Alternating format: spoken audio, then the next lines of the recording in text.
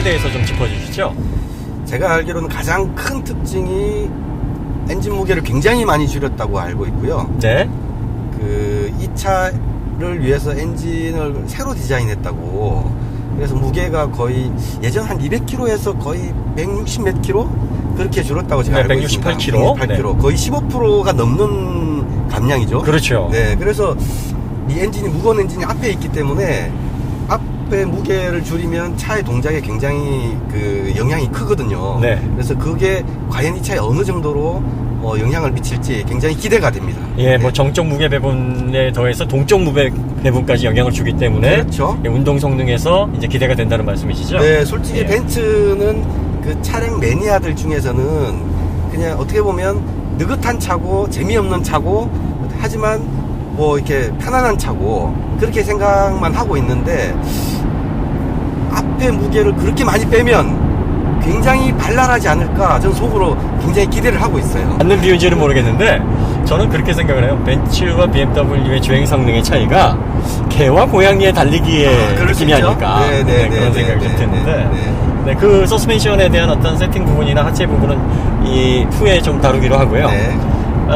9G 트로닉 변속기도 새롭게 이제 바뀌어서 탑재가 됐는데 네, 맞습니다. 제가 지금 수동 9단으로 120km, 110km 정도를 운전을 할 때 지금 RPM이 1500 RPM이 안 돼요. 정확히 보면은 한 1300? 네, 계기판상으로 1400 왔다 갔다 하는 것 같네요. 계기판상으로 네. 딱 120인데 1300 정도밖에 안 되는 거예요. 네, 그러면 종감속비가 상당히 이제 크루징에 맞게 그렇죠. 세팅이 됐다는 얘기죠. 그 고속도로 주행에도 굉장히 연비를 향상시킬 수 있는 그런 세팅인 것 같아요. 고속도로. 네. 자, 그 다음에 이 9단 변속기에서 조금 달라진 부분, 메르세데스 벤츠가 새롭게 시도하는 부분들이 좀 있다고 들었는데요. 네, 어느 부분이 있을까요? 보통의 자동 변속기는 토크 컨버터라는 걸 거쳐서 그 유선기어 세트로 기어를 변속을 해서 그리고 출력이 나가거든요. 네. 근데 이제 토크 컨버터라는 놈이 출력을 많이 잡아먹어요. 그렇죠. 네, 그래서 어느 차든 락업 클러치라고 해서 이 토크 컨버터가 아니라 딱 그대로 직결시켜주는 장치가 있어요. 네, 플라이휠하고 그 토크 컨버터의 네, 날개 네. 회전수가 어느 정도 맞았을 때, 네, 그냥 기어를 완전히 붙여버리는 장치가 있어요. 예, 실제로 그 클러치처럼 네. 마찰하듯이. 네네, 클러치, 수동 클러치 이제를 딱 붙여버리듯이. 네. 근데 그런 장치들은 오토매틱 어느 차이나 있는데 그 클러치에도 유압이 많이 쓰여요. 네. 그래서 유압이 많이 쓰여 거기서 또 연료 소모가 약간 있고 이제 그런데 그거를 완전히 새로 손봤다고 네. 그렇게 알고 있습니다. 낮은 RPM에서 락업이 더 확실하게 걸려서 네. 연비 효율 네, 또 네, 불필요한 어떤 출력 손실이 이루어지지 않도록. 네, 그랬다는 이야기를 들었습니다. 네. 네. 그 다음에 변속기에서 또 우리가 관심을 가질 부분이 이 오일 펌프가 2개가 탑재가 됐다 그래요. 아, 그래요? 예, 그래서 엔진이 구동할 때는 이제 주 펌프가 네. 오일을 통해서 변속기 내부를 쿨링을 하고 스톱앤고에서 이제 엔진이 정지해 있으면 네. 보조 펌프가 돌아서 냉각을 시키고 그래서 변속기의 냉각 효율을 또 높였다고 얘기를 하나요. 뭐 변속기 부분은 이제 후에 또 자세하게 좀 얘기를 나누고요. 그 다음에 이제 우리가 그 자동차의 이제 출력 부분을 좀 얘기를 해볼까요? 이 차가 194마력을 3,800 RPM에서 발휘를 하고 토크는 40.8kg/m인데 이게 1600에서 2800 사이에서 발휘가 됩니다. BMW N47 엔진에 비해서 최고 출력이 나오는 RPM이 약간 좀 낮아요. 낮은 것 같은데. 네. 예, 우리가 그 출력을 얘기하면서 토크하고 이제 마력 이거를 나중에 자세히 설명할 기회가 있겠습니다만 뭐 시승기나 뭐 여러 그 커뮤니티에 보면은 흔히 나오는 얘기가 뭐 랑데부 포인트 얘기가 많이 나와요. 아, 그게 뭐예요? 뭘 랑데부 포인트라고 하나요? 그게 이제 인터넷상에서 사용되는 랑데부 포인트가 그 토크의 상승 곡선과 그러니까 토크가 이제 최대 토크를 유지하면서 어느 정도 그 토크 밴드를 유지하지 않습니까? 그러면서 이제 뒤에 마력선이 올라오면서 그 최대 토크와 마력의 상승이 만나는 점 이거를 랑데부 포인트라 그래서 차가 가장 출력이 잘 나온다 이렇게 오해하고 계시는 분들이 좀 계시더라고요. 그거는 그 만나는 점을에 대해서 크게 의미를 부여할 필요가 없다는 것은 쉽게 생각할 수 있는데 한 가지만 제가 말씀드릴게요. 네. 어떤 그래프든지 X축과 Y축의 그 단위를 잡잖아요. 네. 뭐 킬로그램 미터로 잡을 수도 있고 네. 그 파운드 피트로 잡을 수도 있고 그렇죠. 뭐 단위를 어떻게 잡느냐에 따라서 그래프의 위치나 모양은 달라질 수 있잖아요. 그렇죠. 막말로 그 토크 그래프는 앞두고 그래서 이제 토크랑 출력이랑 그 그래프를 붙여놓은 거는 왼쪽에 토크의 단위, 오른쪽은 출력의 단위 뭐 이런 식으로 해야지 이제 그래프가 합성이 되는데 네. 뭐 출력 단위만 바꿔버리면 그래프가 확 달라지잖아요. 그렇죠. 그러면 그 포인트가 확 바뀌어요. 그건 의미 없는 포인트예요. 그렇죠. 네네. 어쨌든 기업이가 1대1인 그 기업에다 물려서 하기 때문에 네네. 보통 오해를 하는 게 그 단수에서만 그 출력이 나오는, 그러니까 1단, 2단, 3단, 4단에서는 그런 출력이 안 나오다가 그 단수에서만 최대 토크와 출력이 그렇게 나오는 걸로 오해하시는 분들이 계세요. 한 가지만 제가 말씀을 드리면 뭐 이렇게 흔히 말해서 이제 에너지 보존 법칙이 있잖아요. 네. 엔진이 토크는 힘이거든요. 그렇죠. 토크 힘을 발휘하고 또 엔진의 어떤 RPM에서 맨 마력은 출력인데 엔진의 토크는 트랜스미션을 거치고 그 파이널 기어를 거치고 타이어로 갈 때까지 토크는 바뀌어요. 그건 마치 지렛대 원리처럼 지렛대 레버를 길면 거리는 커지는데 힘은 적게 들잖아요. 그렇죠. 그러니까 토크는 바뀌어요.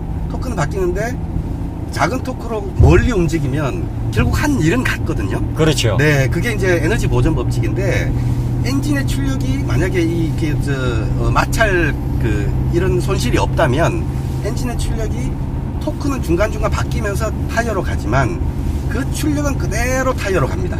그렇죠. 네, 그게 에너지 보존 법칙이에요. 결국은 1단서부터 파이널 기어까지 출력은 동일하게 네, 일어나는데 맞습니다. 기어 단수에 상관없어요. 곡선만 달라질 뿐이죠. 네, 곡선의 네, 패턴만. 네. 그러면 우리가 흔히 인터넷에서 볼 수 있는 랑데브 포인트의 정확한 의미는 네. 어떤 그 다이노 그래프에서 표현되는 최대 토크와 마력의 상승선이 만나는 그 점이 아니라 네. 어떻게 설명하시면 될까요? 뭐 아까 말씀하실 때 그 랑데브 포인트라고 하는 그 점에서 뭐 변속을 하고 있는 잠깐 이야기를 하신 것 같은데 만약에 변속 시점을 찾으려면 휠 토크가 중요하거든요. 그렇죠? 엔진의 토크보다는 네. 차를 최대한 빨리 가속을 하려면 휠에 가장 큰 토크가 가해져야 돼요. 네. 그래서 휠에 가장 큰 토크가 유지되도록 변속이 이루어져야 되는데 그거는 뭐 출력 곡선은 생각할 필요 없고요. 토크 곡선을 기어비에 따라서 이렇게 시프트 시켜가지고 2단에서의 토크 그래프, 3단에서의 토크 그래프 그 두 개가 만나는 지점이 변속 시점입니다. 가장 빠른 변속 시점이에요. 네, 오늘 제가 이 차를 다이노를 정말 올려서 재본다고 제가 알고 있는데 네네. 그 그래프를 보면 또 뭐 더 말씀드릴 이야기가 있을지 모르겠지만 옛날 차들은 토크 그래프가 뭐 3000rpm에서 최대 토크가 굉장히 높았다가 6000rpm 가면서 굉장히 낮아져요. 그렇죠. 이게 산봉오리 같은 그림을 그렸죠. 네, 그 좋은 말로 할 때는 실력력 구간에서 최대 힘을 내도록 만들었다 뭐 이렇게 하는데 사실은 이제 그렇게 되면 같은 3단에서 악셀을 쭉 밟고 가면 뭐 3000rpm에서 힘이 좋다가 뒤로 가면 갈수록 힘이 빠져서 막 맥이 빠지는 네네. 그런 엔진이 돼요. 근데 그런 엔진 같은 경우는 그 2단에서의 그래프하고 3단에서 그래프 분명히 맞아가지고 뭐 6000rpm에서 이제 변속을 한다든지 그 포인트가 나오는데 요즘 재밌는 차들의 엔진은 토크가 플랫하게 만드는 산등성이 있어요. 네, 뭐 약간 일출봉 같은 네, 그 곡선? 산이 아니고 약간 능선 네. 같은. 그렇죠. 근데 그럴 때는 2단의 토크 그래프와 3단의 휠 토크 그래프가 만나지 않습니다. 맞습니다. 그런 경우에는 그냥 레드존까지 셀을 밟는 게 제일 빠른 변속입니다. 그렇죠. 네. 예, 맞습니다. 그래서 우리가 자동차를 이게 분석을 할 때는 구조적인 측면을 조금 알고 접근할 필요가 있어요. 네, 맞아요. 그래서 네트워크상이라든지 뭐 카더라에서 전해지는 말들이 네. 정확하지 않은 표현들이 좀 많이 있습니다. 그래서 그러겠죠. 네. 단순하게 이렇게 2만 개 이상의 부품이 조합이 되어 있는 자동차인데 단순하게 판단할 수 있는 대상은 아니죠. 네. 자, 이 메르세데스 벤츠 하면은 또 고속도로의 제왕. 네. 뭐 고속주행의 종결자 네. 뭐 이런 표현들을 많이 하는데요. 네. 지금 이제 고속 크루징을 경험을 해보셨는데 네. 고속 크루징 느낌은 좀 어떠신 것 같으세요? 지금 거의 100km에서 120km 사이를 정속 주행을 하고 있습니다. 조금 전에 BMW 520D를 같은 속도로 주행을 했었고요. 네. 바로 옮겨 타서 지금 비교하니까 확연한 차이가 있는 것 같아요. 확연한 차이라면? 그 520D 같은 경우는 약간 좀 말랑말랑해요. 네. 근데 서스펜션의 강도는 비슷해요. 비슷한데 520D는 좀 부드러운 고무를 얹은 듯한 느낌. 근데 얘는 조금 더 딱딱한 고무를 얹은 듯한 느낌. 아. 네, 그래서 이 고속도로에 아무리 고속도로지만 깨끗하진 않지 않습니까? 그렇죠. 약간의 노면 진동이 있잖아요. 네. 그 진동이 얘는 조금 더 거칠게 느껴져요. 네. 저도 아까 주행하면서 그걸 느꼈는데, 네.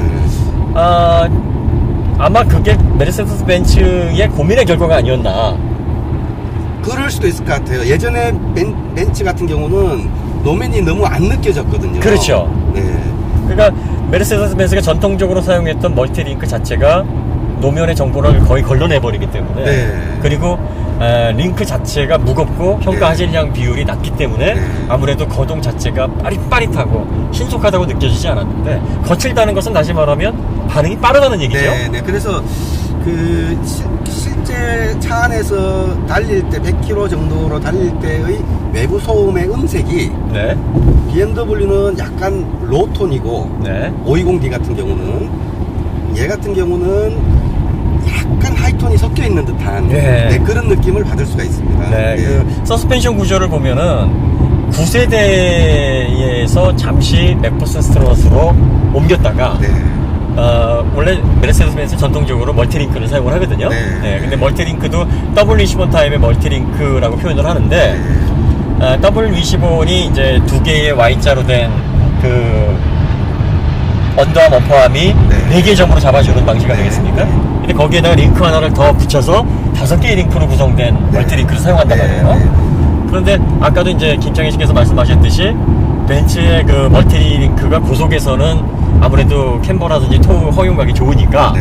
융통성이 있지만 네. 부드러운 어떤 승차감과 안정성을 부여하지만 이 빠른 대응력 네. 또 맞아요. 가벼운 어떤 현가 하질량으로서 그 얻어지는 빠른 복원력 네. 이런 부분에서는 아무래도 BMW의 어떤 서스펜션에 비해서 불리할 수밖에 없었지 않습니까? 구형을 타시던 분들이 이걸 타게 되면 차가 좀 거칠어졌네 하는 그렇죠. 느낌을 받으실 것 같아요. 예. 네.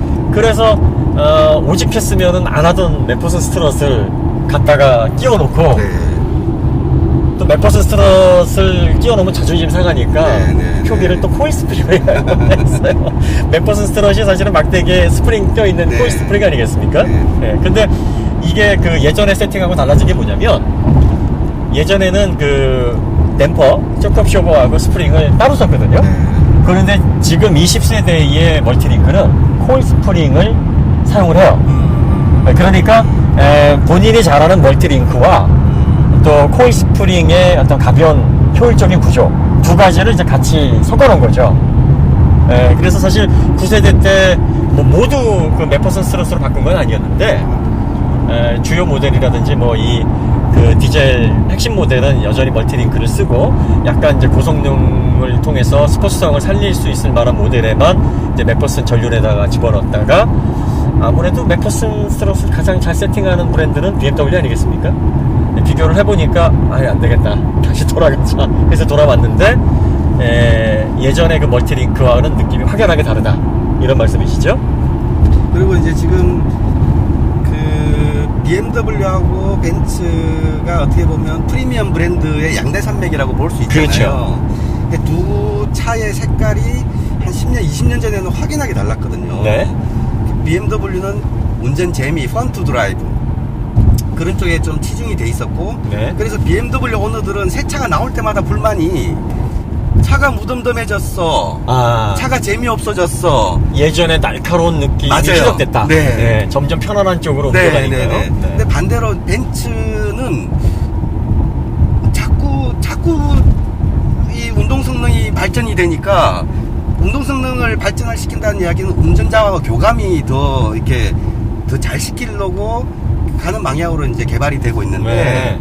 그러니까 이제 벤츠 오너 입장에서는 보통 차 달리는데 신경 안 쓰고 그냥 편안하게 갈래 막 이러고 이제 하시는 분들이 많은데 예전에는 그런 분들이 많으셨죠. 그렇죠. 네. 근데 자꾸 차의 노면 정보가 막 읽혀지고 그러니까 불편해하는 경우도 좀 있는 것 같아요. 근데 두 차가 결국은 최적의 점을 향해서 조금씩 다가가고 있는 거라는 느낌이 좀 들어요. 그거야말로 랑데부 포인트인데요. 그러게요. 이러다가는 뭐 이게 브라인드 테스트를 하면 이게 벤츠인지 BMW인지 구분을 못하는 시점까지도 갈 수 있을 것 같아요. 그럴 수도 있을 것 같아요. 네. 그 얼마 전에 그 디지털 시장 쪽에서는 이제 컨버전스, 네. 유비쿼터스 바람이 불면서 이제 네. 두 개의 아날로그 기계들을 하나로 합치고 네, 세 개를 네, 합치고 네, 이런 컨버전스 바람이 불었는데 이 자동차도 이제 기술의 통합 또 주행 질감의 어떤 그 획일화 네. 뭐 이런 작업들이 지금 진행이 되고 있는 것 같습니다. 그럴 것 같아요. 네. 안녕하세요. 저는 그 이슈 튜닝 전문 기업 진컴퍼니 대표 이한준이고요. 오늘은 그 W213의 E클래스 220D의 다이나모 측정을 제가 오늘 소개를 좀 하면서 진행을 맡아서 보여드릴 예정입니다. 제가 다이나모에 대한 여러 기능들이랑 그다음에 뭐 주의점 그리고 어떻게 측정이 되는지 그리고 또 벤츠 모델들은 아시는 분들도 아시고 모르시는 분들은 모르시는데 과거 모델부터 현재 모델까지 다이나모를 측정하는 별도의 모드가 있어요. 그래서 오늘 그거까지 제가 오늘 같이 소개를 좀 해드릴게요. 이 롤러 두 개가 그 다이나모라고 하는 기계인데요. 정식 명칭은 원래 셰시 다이나모입니다. 셰시에서 나오는 엔진의 출력, 그러니까 출력을 측정하기 위해서 롤러를 돌려서 뭐 사람으로 따지면 뭐 체력 측정 장치, 뭐 러닝머신 뭐 이런 개념인데 이 롤러를 돌려서 그 차량이 나오는 그 힘을 저희가 측정을 할 거고요. 지금 보시는 제품은 4륜 모델 그리고 뭐 4륜 모델 중에서도 트랙션 컨트롤이 굉장히 많이 활성화되어 있는 뭐 포르쉐라든지 뭐 벤틀리 이런 모델까지 다 측정이 가능한 그런 다이나모 장비입니다. 제가 또 간단하게 또 소개를 계속 이어서 해드리면요. 이 4륜 모델 같은 경우에는 이 축거 인도, 그러니까 축거죠. 축거가 다른 그 차량들이 있을 수 있는데요. 지금 보시다시피 이렇게 그 축거가 다른 차량들 같은 경우에는 축거를 조절을 할 수가 있습니다. 앞에 있는 롤러의 기상이 계속 바뀌게 되는 걸 보여드릴게요. 축거가 짧은 차들은 이렇게 측정을 하게 되고요. 반대로 좀 축거가 긴 차량들은 이렇게 기상을 길게 해서 차량들을 측정을 할 거고요.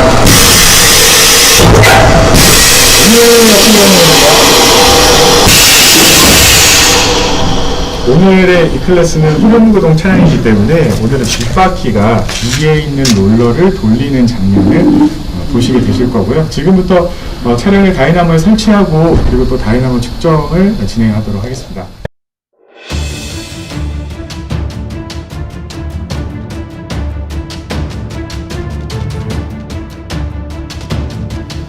후륜 구동이니까 후륜 이 구동축이죠. 바로 이 구동축에 있는 로어암이라고 하는 부품에 X자로 묶고 11자로 이렇게 묶었습니다. 그래서 네 포인트에 저희가 차량을 고정시켜 놓은 상태고요.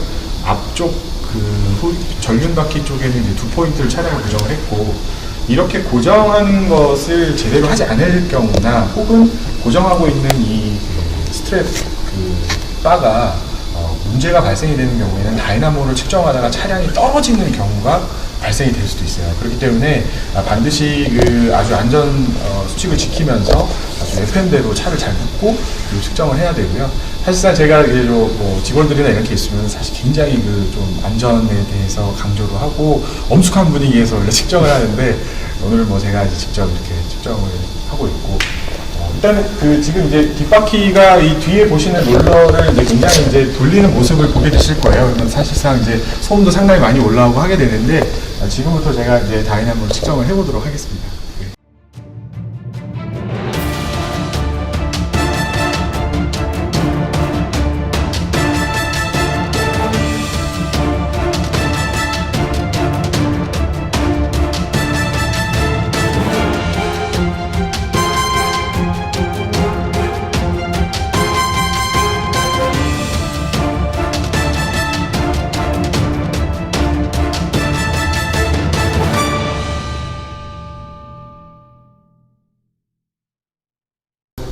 살짝 누그러지는 이 그래프가 토크 그래프고, 네. 네, 이 토크 곱하기 회전수 하면 출력이니까. 정확하십니다. 네. 이게 플랫하면은 Y 콜 X 그래프가 딱 되잖아요. 그렇죠. 네, 네, 맞아요. 근데 방금 말씀하신 대로 네. 디젤이면 네. RPM에서 굉장히 약하잖아요. 그렇죠. 네. 아무래도 취약하잖아요. 이 불꽃 네. 전파가 안 되니까. 맞습니다. 근데 굉장히 많이 상당히 알고 상당히 네. 플랫한 것 같아요. 네, 맞습니다. 오. 사실상 참고로 말씀드리면 디젤은 연소하는 속도 자체가 굉장히 느리잖아요. 네, 그렇죠. 네. 어떻게 보면은 연소하는 시간이 굉장히 길거든요. 그렇죠. 그렇기 때문에 저회전에서도 연소를 폭발을 오래 할 수 있기 때문에 토크가 좋은 저회전에서도 거고. 팁토크 좋은 네, 거죠. 네, 네. 네. 그렇기 때문에 그런 특징이 고회전으로 갈수록 연소를 할 수 있는 시간 확보가 안 되기 때문에 그러니까요. 사실상 3,750 맥 빠지잖아요. rpm 원래는 맥 빠져야 되는데. 네, 네. 4,000 rpm, 3,750 rpm 정도에서는 토크가 네. 무조건 하락을 할 수밖에 없고요. 근데 네. 지금 4,000 RPM 넘어서도 거의 한 20%, 네. 10%, 20%밖에 차이 안 나요? 물론 이 그래프도 최대 토크를 찍고 하락은 합니다만 네. 굉장히 하락을 하는 폭 자체가 좀 적은 편이고요. 맞아요. 네. 그러다 보니까 지금 나오는 이 휠 마력, 휠 토크도 높은 그런 결과가 나오지 않았나. 실질적으로 굉장히 좀 고무적이고요. 또 네, 그러네요. 네, 이런 걸 하기 위해서 압축비를 낮추고 이 벤츠에서도 굉장히 많은 신기술들이 도입이 됐습니다. 네. 그래서 사실상 굉장히 엔진 기술은 후처리 장치가 물론 많이 발달하고도 있지만 그것만큼도 성능도 같이 올라가고 있음을 저는 또 이제 다른 관점으로 운전 재미라는 관점에서 네. 예전에 엔진의 토크 그래프들은 한 2,500, 3,000, 3,500 여기서 산처럼 솟았다가 쑥 꺼지는 엔진들이 많았잖아요. 그랬습니다. 예전에는. 네네네. 그러면은 가속 페달을 밟고 가다 보면 슉 하다가 RPM 올라가는데 맥 빠진다 막 이런 느낌. 그렇죠. 그런데 이게 네. 플랫해지면 네, 맞습니다. 플랫해지면 그 단수에 맞는 토크를 계속 내니까 그렇죠. 계속 재밌잖아요. 그렇죠. 근데 정말 이게 참 매력 있는 엔진 같아요. 엔진도 보시면은 그 후반부에도 제법 높은 토크가 유지가 되고 있고 네. 또 그러다 보니까 디젤 차량 같은 경우에는 기어 단수를 좀 다양하게 그렇죠. 많이 넣어서 최대한 이 실용 영역 최대 토크가 그렇죠. 터지는 포인트를 그렇죠. 활용할 수 있도록 하는 식으로 그럴 때 구단이 들어갔다고 보시면 되거든요. 네, 상대적으로 네, 가솔린 단수가 좀 적은 거는 그런 필요성이 없으니까. 네. 근데 이제 그래서 RPM 레인지가 또 넓고. 네. 제가 지금 신형 벤츠는 E 클래스 말고 C 클래스랑 S 클래스 디젤들 운전을 다 해봤는데 사실상 제가 느꼈을 때는 과거 모델보다 지금 모델이 훨씬 좀 많이 말씀하신 대로 약간 더 스포티하고 운전하기 좀 재밌는 것 같아요. 근데 E 클래스는 어떨지 모르겠네요. 사실 저 한번 타보고 싶습니다. 상당히 재밌습니다. 하나 사주십시오. 네. 알겠습니다. 깜짝 놀랐습니다. 너무 네. 그래프가 너무 이쁩니다. 네. 그렇죠. 저 약간 좀 많이 놀랐어요. 그러게요. 네, 정말 이쁩니다. 네. 다시 한번 해봐야 되지 않나 이런 생각이 들 정도로 좀 많이. 근데 여러 개 그래프가 겹쳐 있는 거 보면 네. 그러니까 제가 근데 실수 안 하는 것 같은데. 한두 번 돌린 게 아니라 지금 상당히 많은 시간을 돌린 이유도 너무 높게 나왔기 때문인데 네. 지속적으로 196마력이 나오고 있습니다. 그리고 원래 다이나모에서는 시간이 지날수록 배기 온도와 흡기 온도 오르기 때문에 출력이 떨어지기 그렇죠. 마련인데 그렇죠. 이거는 그런 쿨링 시스템도 상당히 잘 되어 있기 때문에 지속적으로 195, 196 정도가 나오고 있습니다. 굉장히 너무